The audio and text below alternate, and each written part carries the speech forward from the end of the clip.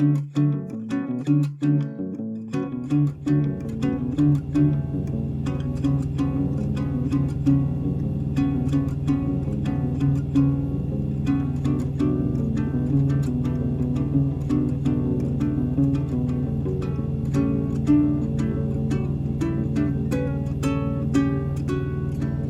that, behold, I send you forth as sheep in the midst of wolves. Be you therefore as wise as serpents and as harmless as doves.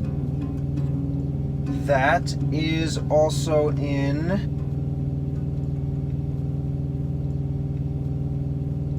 Luke 10:3. Go your ways, behold, I send you forth as lambs among wolves. He doesn't say the second part, be you therefore as wise as serpents and harmless as doves, but because that first part is there,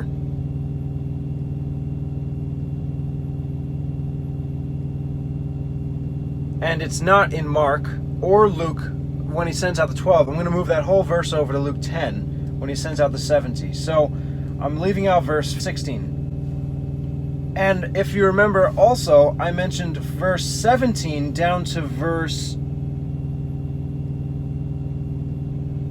22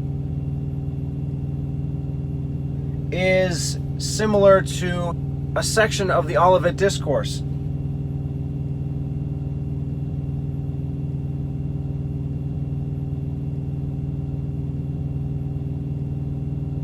For they deliver you up to councils and will scourge you in their synagogues. They'll be brought before governors and kings for my sake, for testimony against them, on and on and on.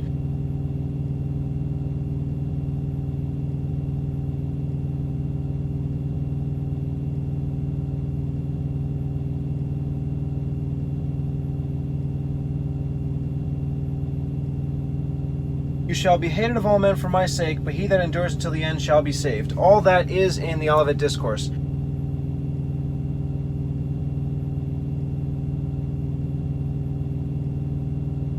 So I'm going to move all that over there.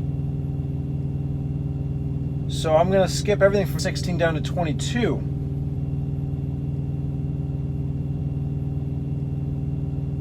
(23), however, I could not find in any other portion of Scripture. But when they persecute you in this city, flee you into another. For verily I say to you, you shall not have gone over the cities of Israel till the Son of Man be come. Verse 23, I will keep here as part of his speech. So I'm just going to do that right now before I move on to the rest. But when they persecute you in this city, flee you into another. For verily I say to you, you shall not have gone over the cities of Israel till the Son of Man be come.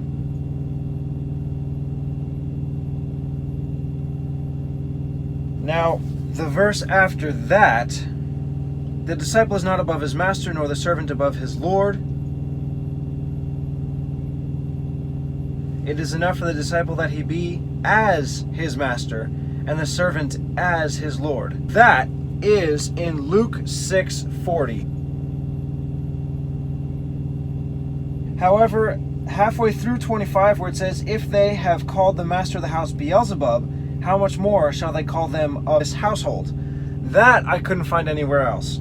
It sounds sort of like when he was accused of casting out demons by Beelzebub, but it's not really what he's saying here. He's saying, if they accuse me of that, they're going to accuse you of that as well.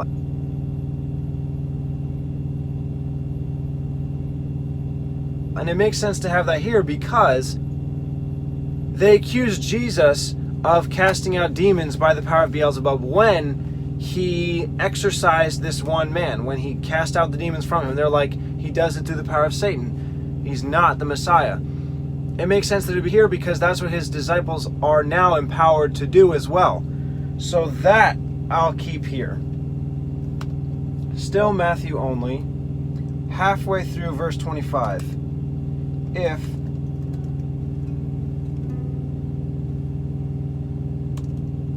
they have called the master of the house Beelzebub, how much more shall they call them of his household?